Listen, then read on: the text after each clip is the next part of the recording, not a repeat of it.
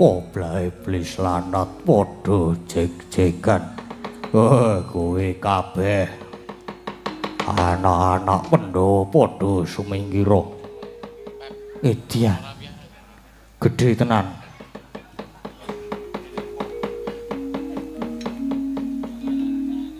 Ukuran piro iki? Kowe ora sah kakean gunem biasane ya wis weruh.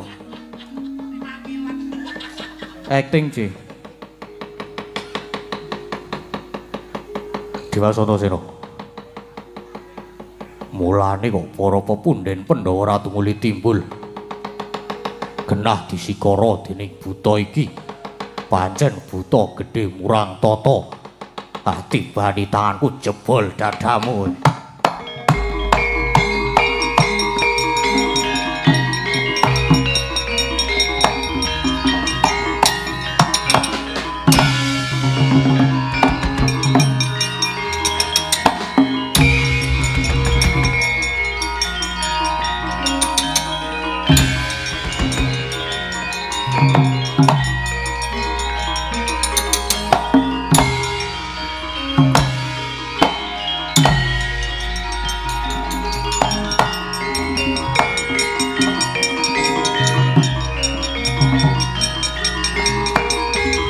Coloke.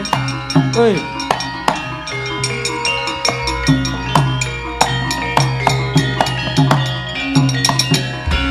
Ayo, apa dikira aku ora ngerti?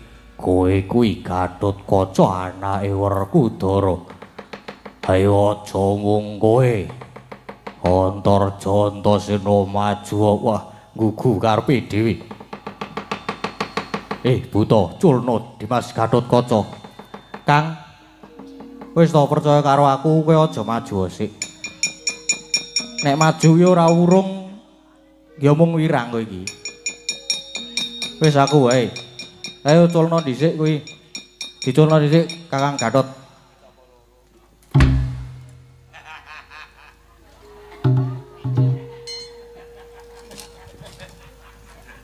Lah ngono kuwi lho.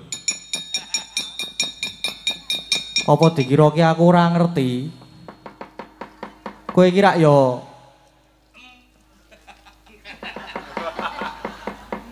sapa? Kowe kira ya Wasami Aji to wong dadak dadi buta barang ki lho.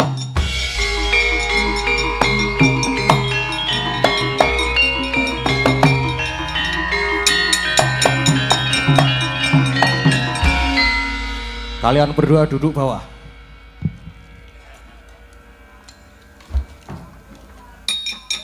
Nah, ngono kuwi. Do linggo ngisor, mengko kowe ndak malah do kualat ngono karo kuwi.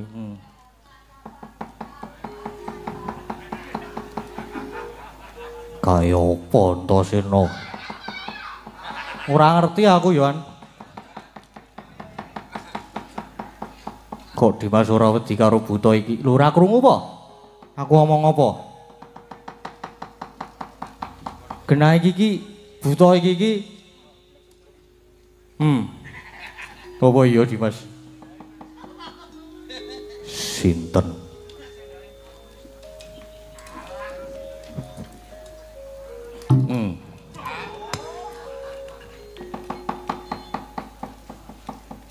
Sinten?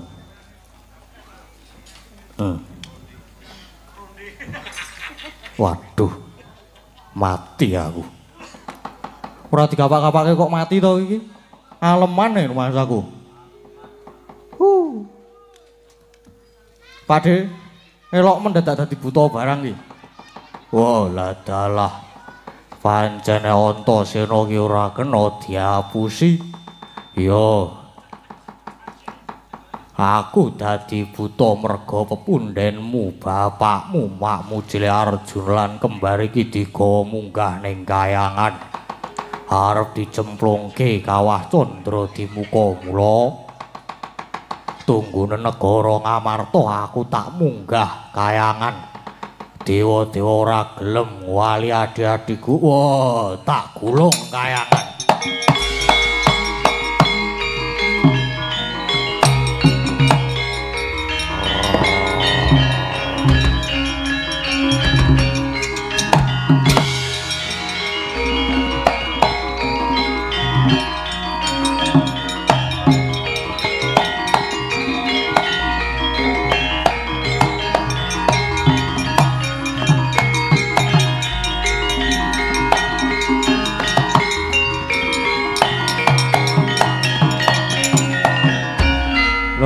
wis prisa to?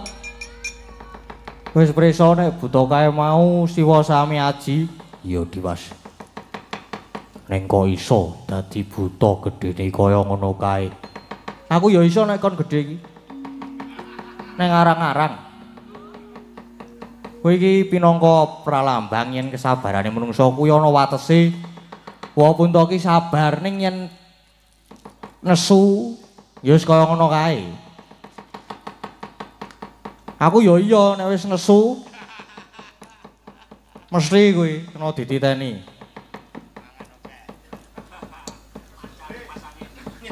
Mancali macem-macem.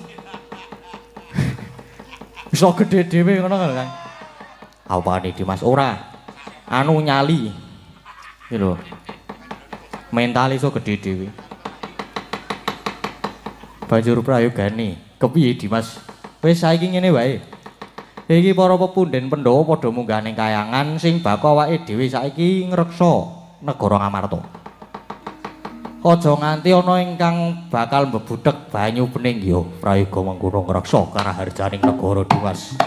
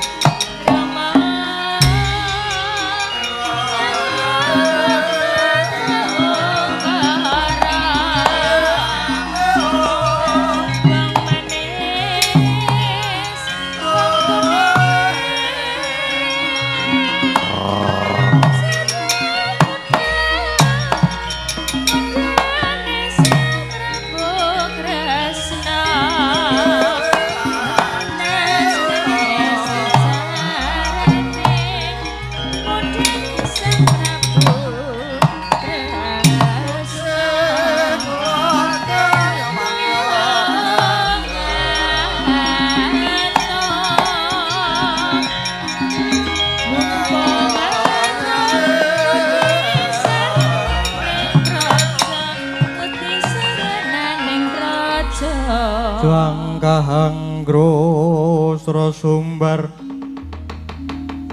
Katara watara bumi kunjing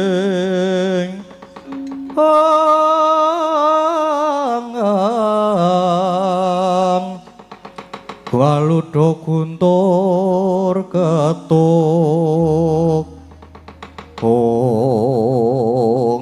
Lae Jaramaya bunga sing tanpa upama dene dina iki apa sing dadi aturku ditampa dening pukulun jagat Kirinata. Ya kuwi nggone nganggep yen para Pandhawa dianggep luput kang banjur mengkono Pandhawa bakal dicemplungke ning kawah Candra di muka. Inggih, lajeng kula cumadung dawuh Ibu Betari Jaramaya. Dina iki para Pandhawa wis ditimbali munggah ning kayangan Suralaya sing sejatine mung bakal dipidana. Bakal dicemplungke ing kawah Candra di muka. Mesine negara Ngamarta banjur suwung mula aja nganti anak-anak Pandhawa padha nututi munggah ning kayangan gegironen godanen. Yen perlu negara Ngamarta padha rusakan kowe kabeh. Ndak keparengake mangsa marang turun-turuning para Pandhawa. Oh inggih ngestoaken dawuh. Lajeng bidhal ula bincang punapa? Ora ketang colok lintang sambung obor budhalke dina iki uga. Oh inggih nyuwun pangestu. Wala dalah. Wadyabala baju barat kabeh wae. Budal ning Ngamarta do golek pangan iki mengko. Wah, inggih. Ayo co mangan. Ayo co mangan. Manis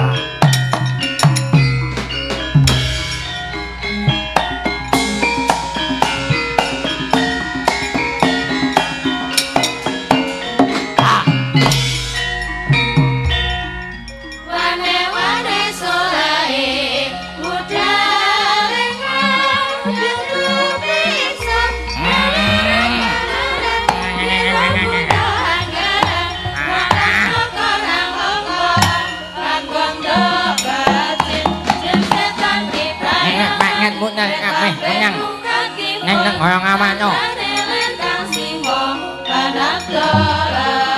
Nak mutnya nyomongan nyame.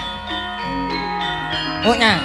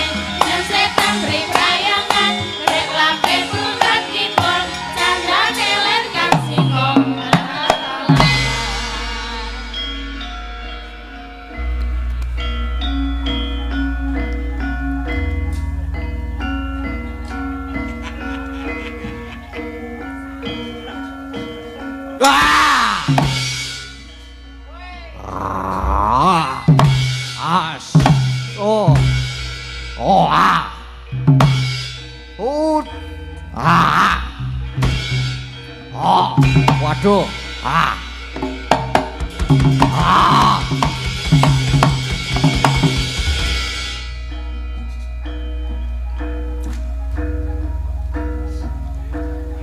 Wah. Butone wing sitok. Wah. Ora masalah.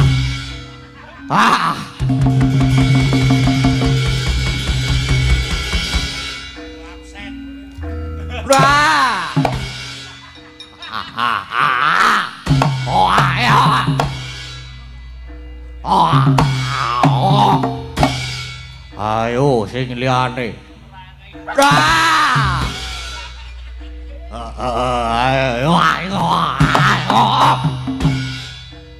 Wah, Yung.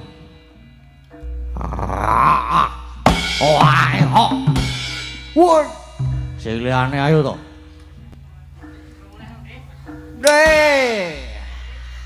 Sing liyane.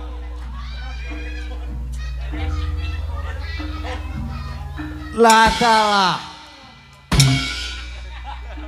Ora masalah.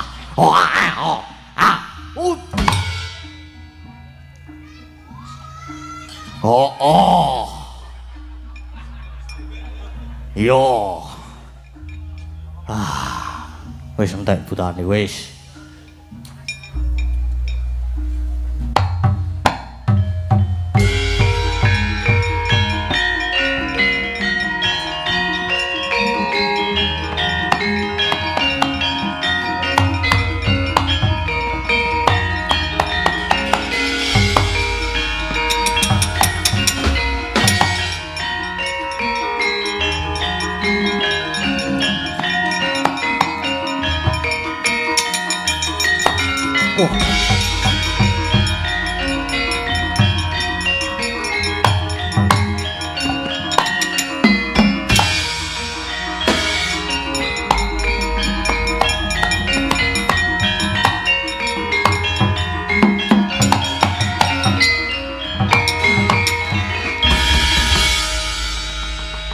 Jangkahang grosro sumbar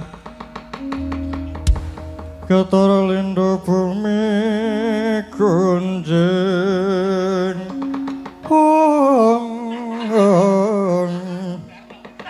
Baludo guntur ketuk ngalah dalah ya. lagi wae mlebu ning negara Ngamarta. Teko iki ana ingkang methukke aku, apa kowe weruh karo aku? Ora weruh. Iya sebabe apa? Arep kowe iki cat katon, cat ora, cat ilang. Mergo kowe prajurit ning bangsane lelembut. Ning aku ki iso weruh. Kowe iki wadya dandang mangure to. Wah. Pancen wis ngerti tenan yo. Jenengku Tumenggung Pecat Nyawa. Kowe sapa? Aku Antasena. Ayo kowe sumingkir ora?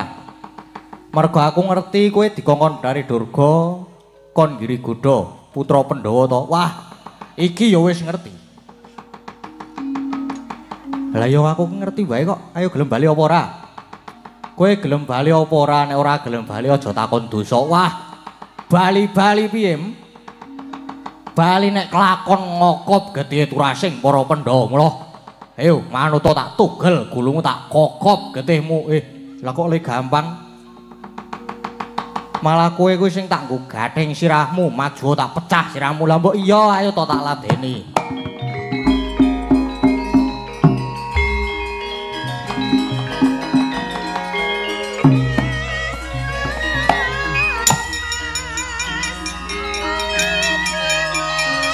As. Oh. Wah.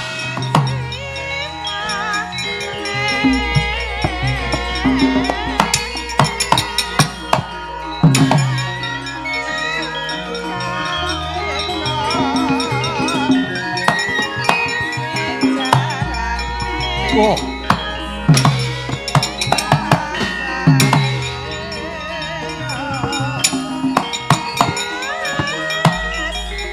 Ayo, ngantem mo.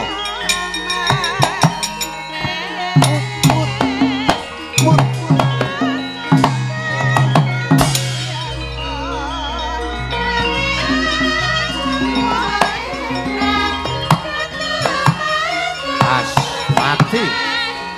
Oh, biar wis sambato ya Antasena.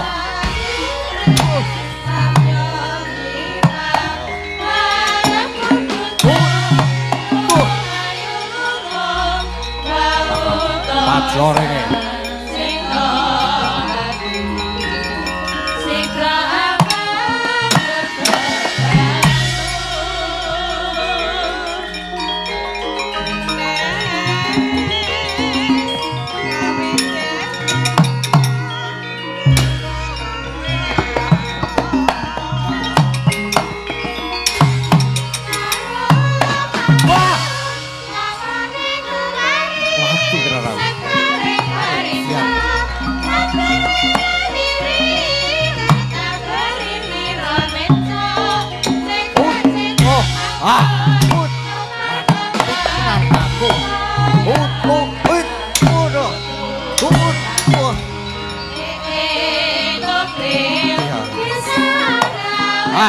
Candhak kowe ora iso.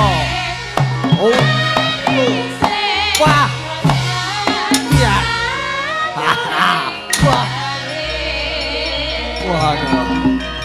Kecil mati tenan aku. Wah. Wah.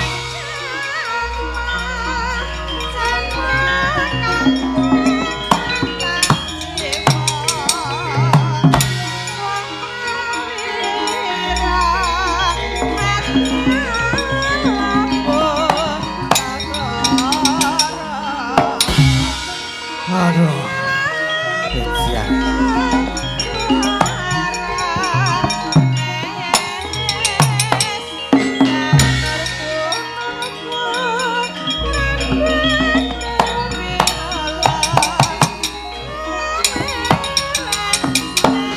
Kocian.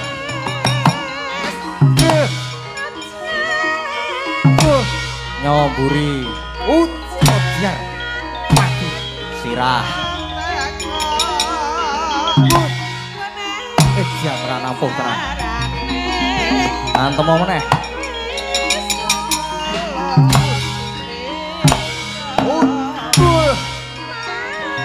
Waduh, mati tenan aku.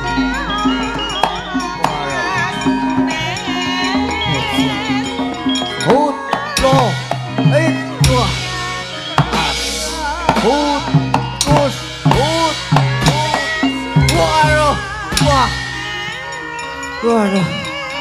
Waduh, mati aku. Waduh.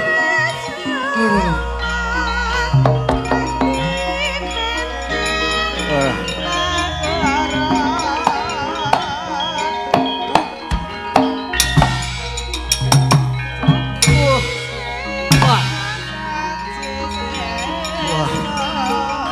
Mati tenan.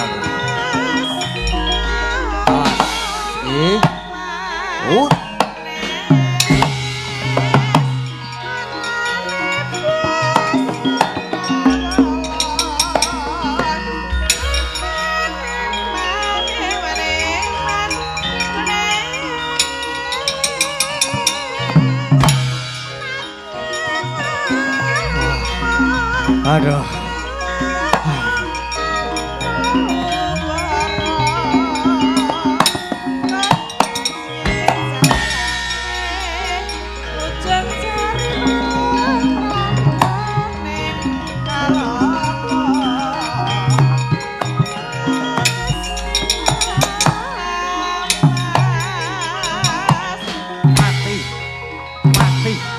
Mati lo Kang.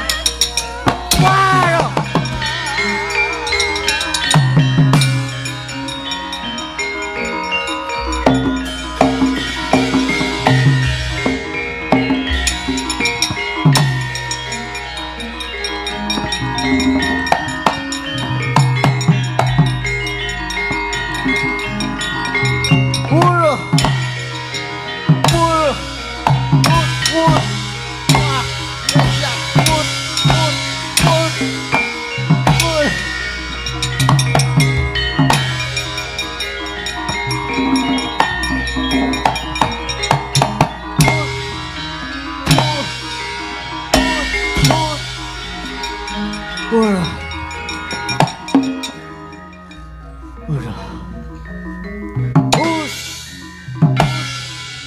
Waduh. Wah. Waduh.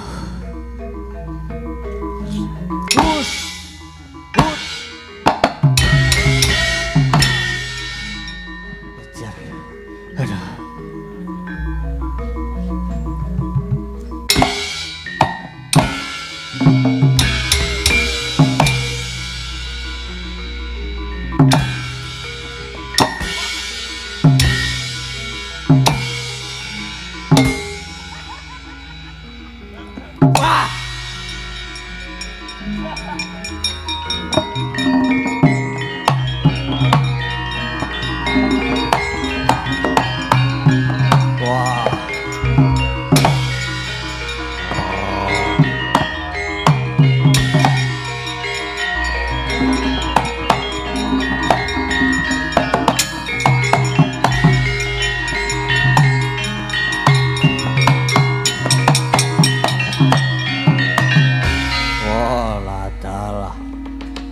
Pancen anak Pandhara bisa disandhane ora iso digawe enteng.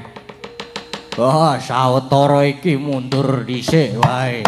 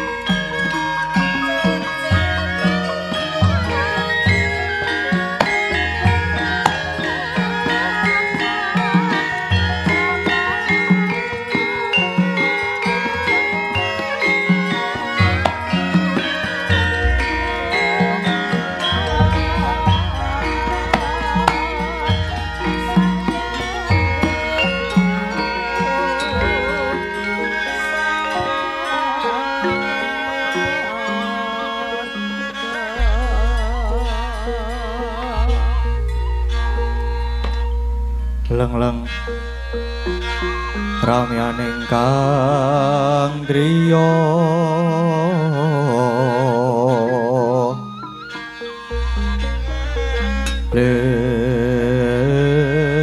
lerewang condra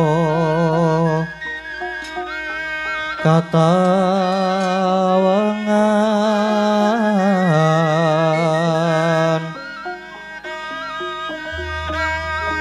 sumo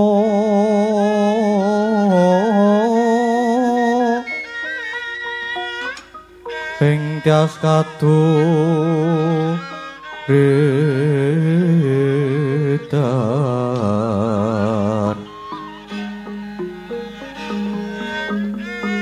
limut kapyataneng ngrujek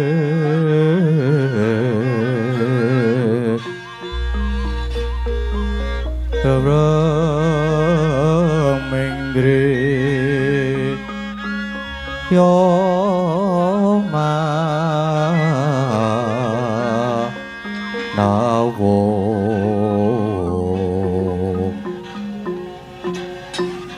Kekunging iwang seso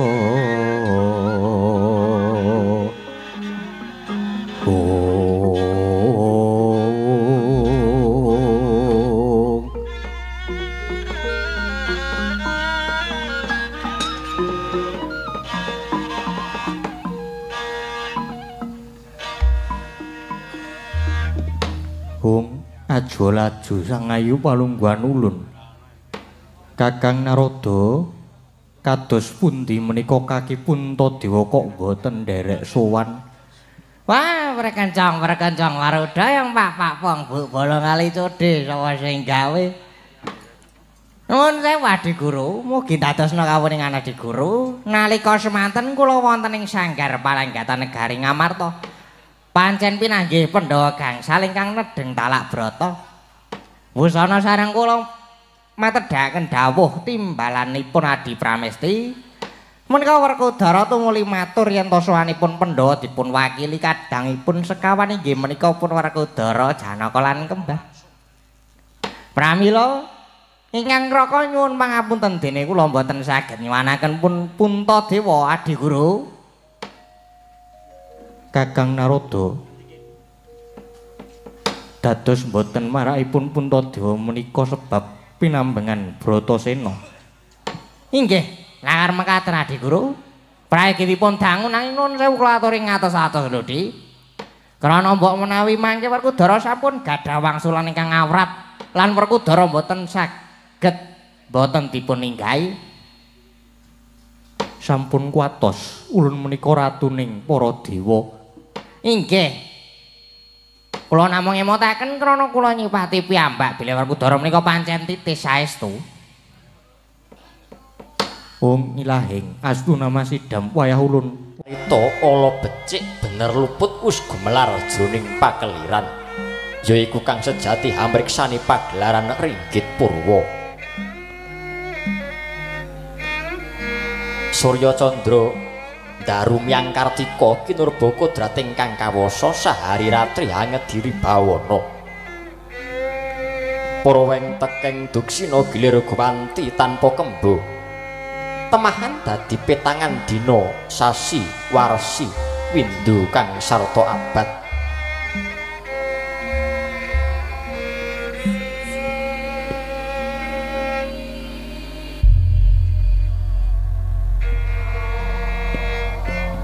Tetukulan tangkar tumangkar sinerambun kaya Jawa pating karembiah dadi pepadhanging kutu-kutu awalang atoga buron wana myang buron toya dadya bebranaan kang tanpa wicalan janma manungsa tinitah priya lan wanita sapontho-pontho anut golongane dewi-dewi. Anengging negari Pundita kang kaeka hadi dasa purwa eka marang sawiji adrinuwih dasa 10 para aran kawiwitan duksina marang kawekasan.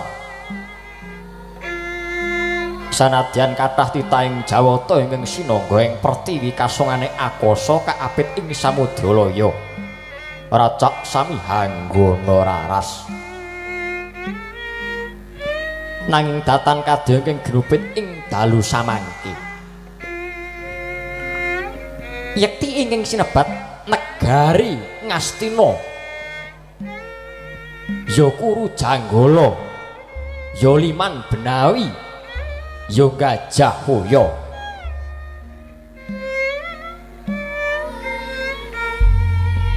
Pramila winastan negari Astina Karanada ing muni yasane Prabu Hastimurti.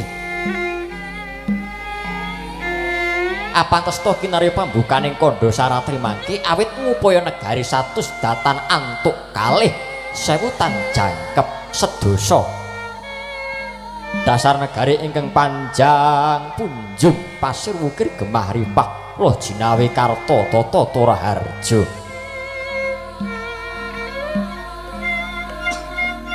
Cigra kowe nenangno jejuluk ira Nalendra ing Astina. Lamun marang kathah yen mantri Punggawa, Buta Raseksa, Pandhita Peparap, Dewa Bebisik, lamun ratu kawenangake jejuluk. Sinten to dasa namanira? Dasa 10 nama kekasih. Menang jejuluk Sang Prabu Duryudana, ya Suyudana, ya Jaka Pitana, ya Kurupati, ya Gendari Putra.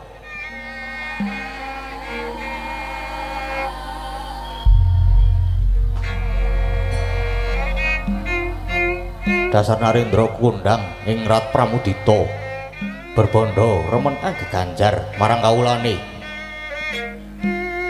Nanging kirang mersudi ing reh tata kramane kadang 100 kang nyentana tenuja kesenengane. Marma sagung prakadang racak sami adigang adigung adiguna. Nujari sajuga Sang Nata kepareng miyos pinangkil munggil sitinggil binaturata. Lah sinten to wau ingkang kepareng caket mangarsa kalian Sang Nata? Lenggah mabukuh amari kelungka lir konjeming Pratiwi. Tuh menika Sang Rekyanapati Harya Sengkuni, ya Harya Suman, ya Trigantalpati. Kaleres paman kalian Sang Nata, mila kinarya dadi warangkaning Sang Nata.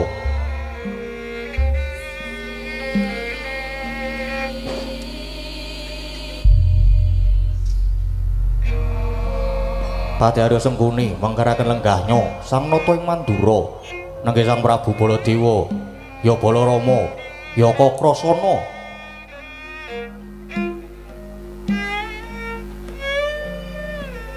Dene tindhing Prawadya Balakurawa pesowanipun Raden Kartamarma.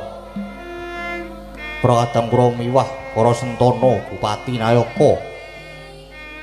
Hadir blabar dumugi ing panguraan Panyayah Samudra tanpa tepi. Nanti kaya doyong pacak suci ning alun-alun. Sang Nata dupi mulat pasewakan sampun ketingal. Mula rasa hamedhar sabda dadi mangkono pangudas maning driya ingkang dereng kawedharing lathi.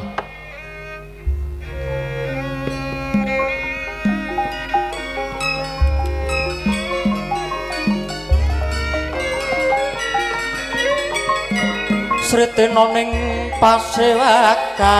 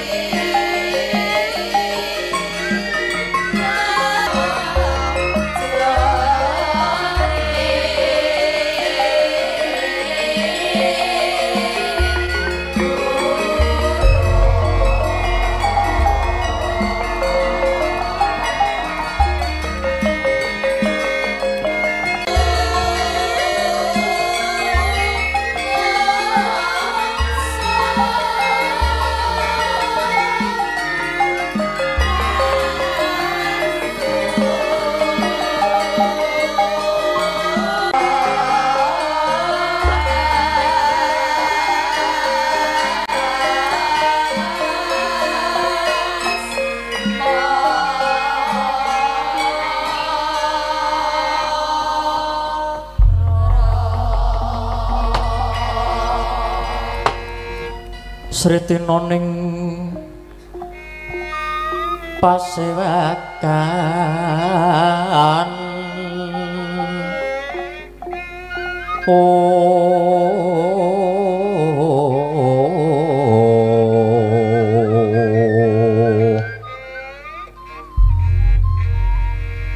busana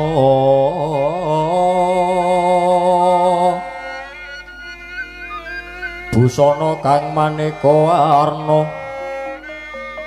maneka warna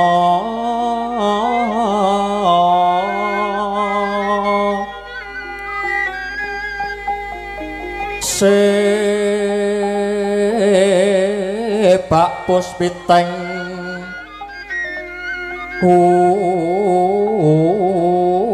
Udyono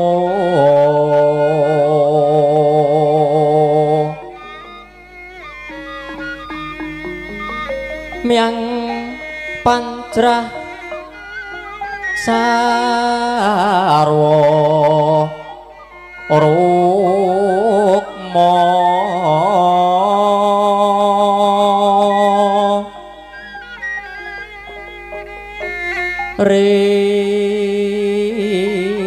rinenggeng kang manik Narawata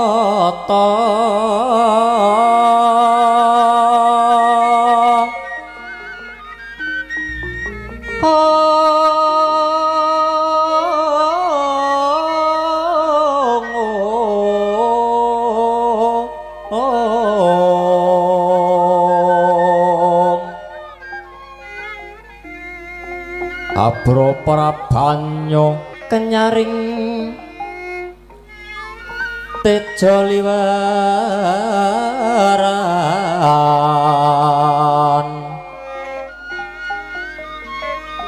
lir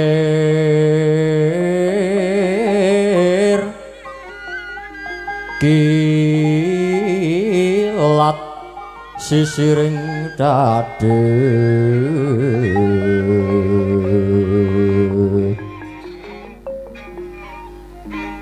wimbuh kakonda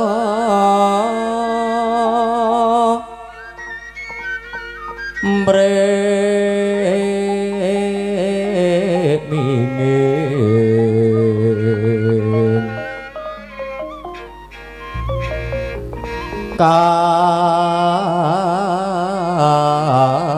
katyuping samirana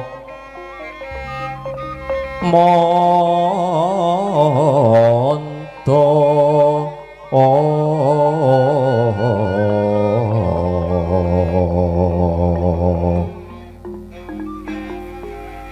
separan kang mangambar kungas hengebeki madyaning pasewakan tandya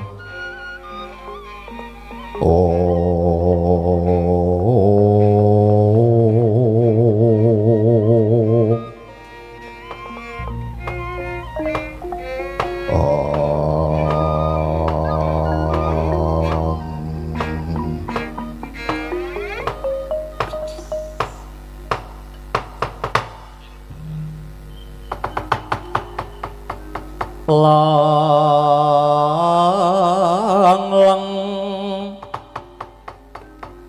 katining kang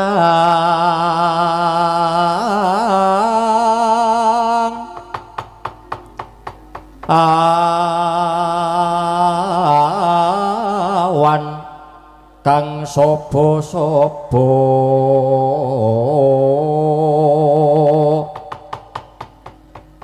nikeng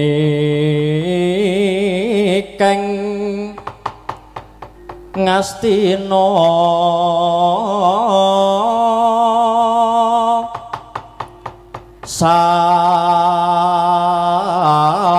samantara tekeng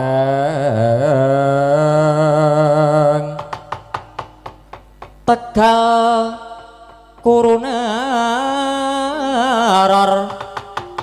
ya Kresna laku sireng Parasurama Kanwajanaka dulur Narada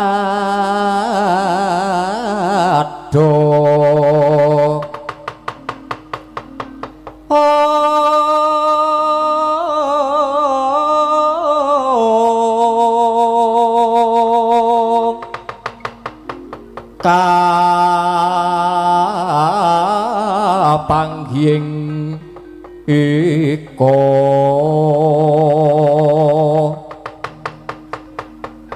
takal miluri karya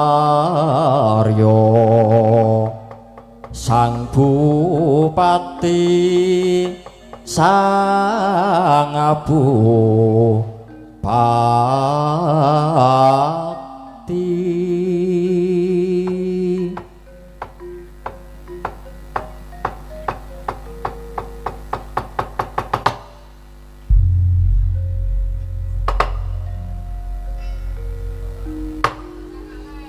jagat wasisane Bathara wayah Bathara jagat Paman Harya Suman ayo ndadekake guguping manah pakenira menira piji mangarsa paman Trigantalpati kawula nuwun nun inggih nggih anak Prabu Duryudana sak kelangkung gurawalaning panampinipun ingkang paman ing kepatihan dupi kula tampi timbalanipun paduka anak Prabu Duryudana wonten ing Jawi sanget kuwatos sing manah Pindaran Salamba pinanjering alun-alun katempu ing samirana kumitir acara maras nanging sareng wonten ngersa paduka tebih saking raos kemarasan kok nggih wantar sabda pangandika paduka anak Prabu kawula nun inggih nggih anak Prabu Duryudana nggih paman ingsun percaya pun paman minangka dadi badal wakil ingsun Maranata tata rakiting negari Ngastina Maradyagi matur marang jeneng ingsun samendhang aja nganti ana kang karempit paman plasa jenar nyawa-nyawa jimat kula nggih sesembahan kula menawi paduka dangu bab tata rakiting praja sadaya mboten wonten ingkang badhe anguci wani para kawula sami sayek saeka kapti akarya luhuring nusa lan bangsa kok nggih mendhakipun para abdi prajurit mboten kendhat anggenipun gegladiolah kridaning aprang sak wanci-wanci praja paduka mboten badhe anggepok kunca paduka anak Prabu Duryudana pun bapa ing kepatihan remuk sumangga kasawarna putung sumangga kabandhemna kok nggih nggih paman ndadosaken bombonging raos sing manah ingkang putra ing Ngastina ora liwat pakaryan kang utama tindakna saklawase tan kaprayogakna anggen si paman leng rawuh paduka Bapa Pandhita ing Sakalima. Oh, gadhok blekotho karo kepon. Samarante, hawelah. Nun inggih, Nger, nun inggih. Tansah pinaringan kawidadan, mboten wonten sambi kala swanipun ingkang bapa ing Sakalima. Mangga widodon kala swan kula tebih saking Rubeda. Ingkang bapa ngaturaken putyastutinipun bapa kunjuk wonten ngarsa paduka. Nger, Nak Prabu. Nggih. Sampun kula tampi akarya bombong ing raos sing manah. Boten langkung dipun sekecaken jengandika lenggah bapa panembaning saka lima. Nggih, nana nggih. Sampun boten kirang prayogi suwanipun ingkang bapa ing saka lima. Anak Prabu Duryudana. Nun mangke Koko Prabu ing Mandura. Koko Prabu Baladewa sawetawis lenggah wonten ing Datulaya Praja ing negari Ngastina. Ingkang rayi ngaturaken pasegan panakrami kunjuk sahandhap pepada paduka. Kanjeng Koko Prabu sembahan kula pengayoman kula ing Mandura. Koko Prabu. Wah, jagat Dewa Bathara iya Yai. Salangkung katedha kalingga murdosih. Palamartanipun Yai Prabu dhateng Raka ing Mandura. Sampun kula tampi karya bombong raos ing manah. Namung keparenga ingkang Raka ngaturaken pudyastawanipun ingkang Raka kunjuk ngarsa jengandika Yai Prabu. Kula tapi karya bombong ing raos sing manah boten langkung kecakna anggen jengandika lenggah Koko Prabu sembahan kula. Kawula nana Nyai. Sampun boten kirang prayogi pisanganipun ingkang Raka ing Mandura dinten samangke menika, Yai. Namung semantena Koko Prabu sewu kalepatanipun ingkang rayi Tadah Wadana. Dene dinten samangke kula wantun hamboyong dhateng rawuh jengandika Kanjeng Koko Prabu Baladewa. Badhe wonten atur ingkang kula aturaken dhateng ngarsa paduka Kanjeng Koko Prabu. Namung boten lega raosipun ingkang rayi Ngastina menawi dereng wonten piyosing pangandika paduka keparenga hanglubirnasih samudra pangaksami dhateng ingkang rayi. Anggen kula wantun hamboyong rawuh jengandika Koko Prabu Baladewa. Wah, dadalah jagat Dewa Bathara Yai. Sampun ngantos paduka paring dawuh ingkang mekaten kula wau. Mestinipun sampun saktrepipun menawi ingkang Raka katimbalan tumuli sowan wonten ing negari Ngastina mriki. Sabab jagat menika sampun dados paseksen bilih ingkang Raka menika minangka dados pengayomanipun kedah tanggel jawab. Mira dinten samangke kula gelak lampah kula prapting negari Ngastina. Wawan sabda kalian paduka Yai Prabu lumantar nawala ingkang sampun kula tampi. Bilih kalenggahan samangke ingkang Raka kedhawuhan sowan wonten ing negari Ngastina, Yai. Garing sampun samapta ing gati saega ing diri.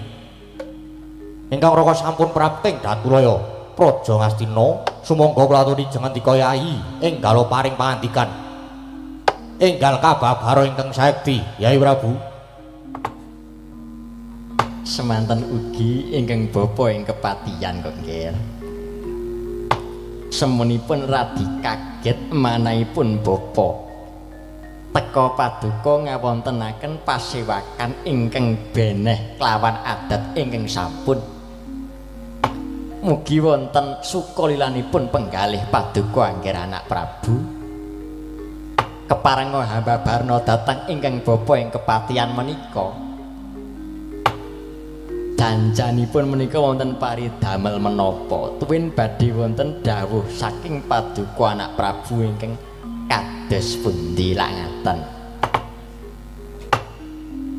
Senajan ingkang bapa ing saka lima semanten ugi teka paduka ngawontenaken pasewakan ingkang benek lawan padatan ndadosaken kejot manahipun ingkang bapa nger menawi kepareng kula aturi kawedarna ingkang akathah tumunten kababarna angger Prabu Duryudana. Hanjra ingkang puspita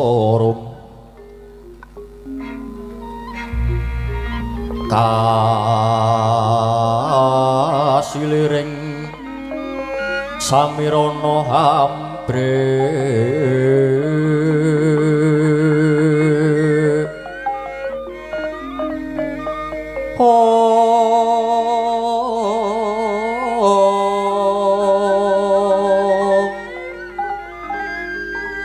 sekar kadung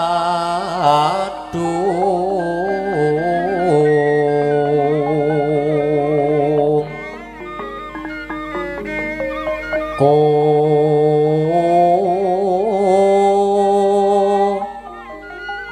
ngas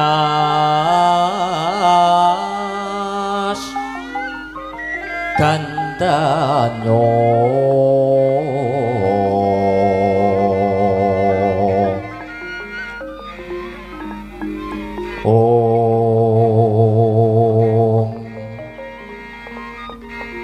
baweh raras retnaning driya Bu wonten tau Yai rika lenggan samangke kula boten badhe ngrembak perkawis negari miwah kanarendranipun ingkang ngrayipun Duryudana namung dinten sakmangke kula badhe ngrembak perkawis kulawarga negari Ngastina inggih menika kulawarganipun ingkang ngrayi pun Duryudana. Lho wonten menapa Yai menapa wonten perkawis kang ngembet dhateng ingkang garwa paduka nenggih pun Nyai Ratu Banowati menapa wonten perkawis ingkang ngembet dhateng kaluwarga paduka sanesipun Yai kepareng hamba barna dhateng ingkang raka ing Mandura Yai Duryudana nggih waleh-waleh menapa Koko Prabu tigang dinten kepengker kula nampi tetangisipun Atmaja kula si Lesmana Mandra Kumara anak kula Lesmana gandrung kapirangu kalian salah satunggiling wanudya wekasan nangis wonten ing pepanggonipun ingkang ngrayipun Duryudana piyambakipun mutrah kepengin dipun dhaupaken kalian setunggiling wanita menika kala wau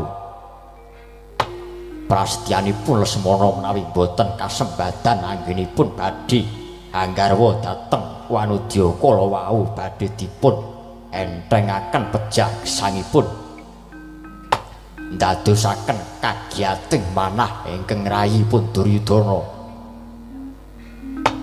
ngemuti bilih anak kula jaler menika namung Lesmana Mandra Kumara ingkang benjang kula kadang-kadang supados nglintir keprabonipun ingkang rayipun Duryudana menawi kula sampun kepareng lengser keprabon menika ingkang dadosaken jibeking manah kula Koko Prabu Baladewa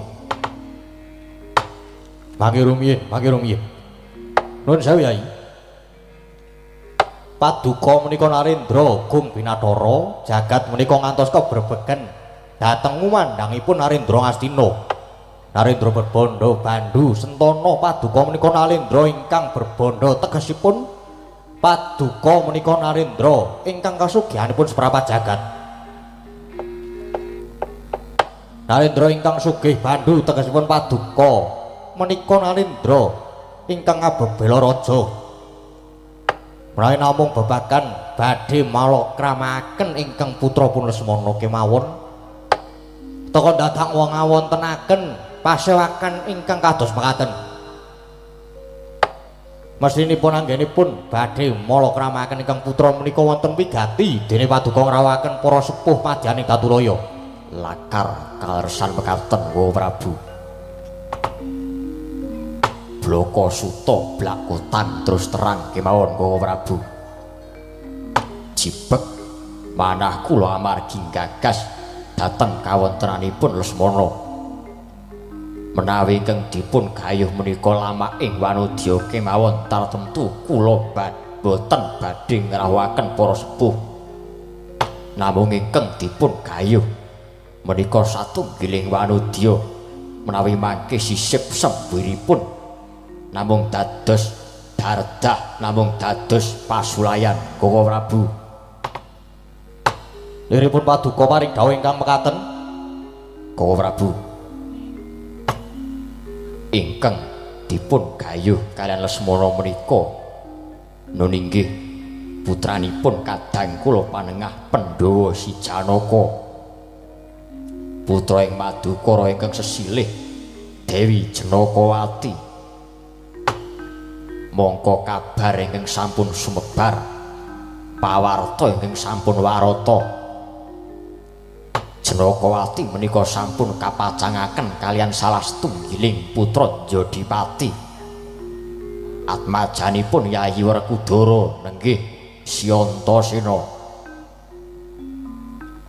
Menawi ngantos Lesmana menika mangke rusak ajak-ajak dosa ngupaya kanca ing atasipun ngarah wanita kemawon kok inggih ingkang sampun pacangan menapa boten badhe saru dinulu. Menapa mboten badhe ngempet dhateng wirangipun tiyang sepuh menika Koko Prabu ingkang dados sabab dene kula ngrawakaken para sepuh wonten ing pasewakan agung ing Rikalenggan menika. Koko Prabu Baladewa.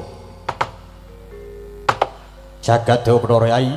Nggih, leres pangendikanipun Yai Prabu menika sanes bab ingkang gampil.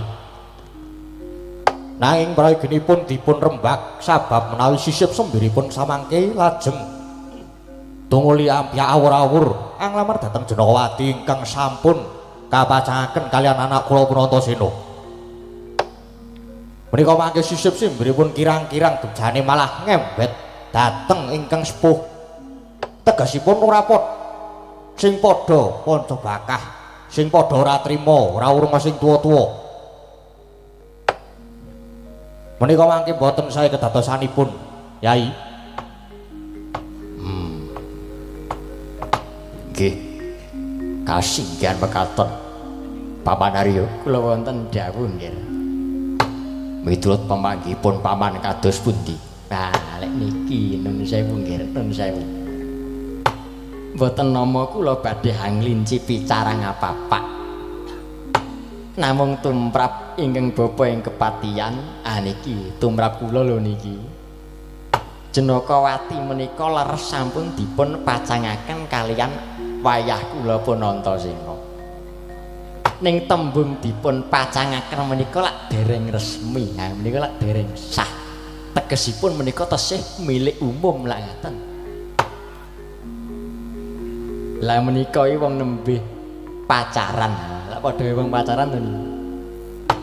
Wong pacaran menika adile namung werni kalih. Nek jodoh nggih kados lirik lagu Manggya Lestari nika. Menawi mboten jodoh, anggih sewu margenipun anggenipun badhe pisah. Menika. Menika terus juntrungipun rungkat entek-entekan. Langkung-langkung Antasena kaliyan Janakawati anggenipun pepacangan menika dereng dipun adepaken kaliyan para sepuh. Lah menika teges lak dereng nampi lilahipun tiyang sepuh dados Janakawati menika tesih milik umum menawi cara gaulipun ngaten menawi cara kula ngaten menika lho nggih. Oh, Nger. Kula kok rada cocok kalian pemanggihipun Dipati menika. Jenenganipun Janakawati menika nembe dipun pacangaken kaliyan Antasena. Wong sing dipacangke menika saged dipun ruswi, Nger.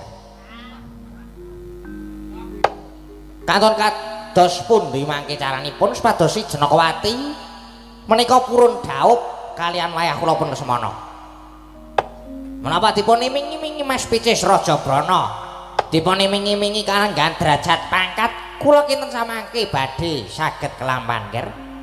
Tumuli nilar dhateng Punantasena ning samangke tumuli teluk kaliyan wayah kula Lesmana Mandrakumara. Bawaturna. Kula, Nger. Nuwun sewu. Janakawati kaliyan Antasena menika sampun dipun pacangaken. Kenging menapa Bapa Dana lajeng aja-ajai dhateng Yai Prabu Duryudana supaya misahke katresnanipun Antasena kaliyan Janakawati. Nuwun sewu, Nger.